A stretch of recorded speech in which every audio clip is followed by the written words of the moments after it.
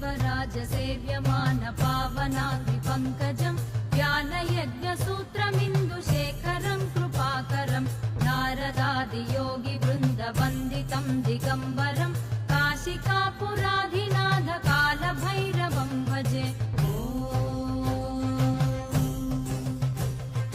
भानुकोटिभास्वरं भवाब्धितारकं परं नीलकण्ठमीप्सितार्थदायकं त्रिलोचनं कालकालमम्बुजाक्षमक्षशूलमक्षरं काशिकापुराधिनाथ कालभैरवं भजे।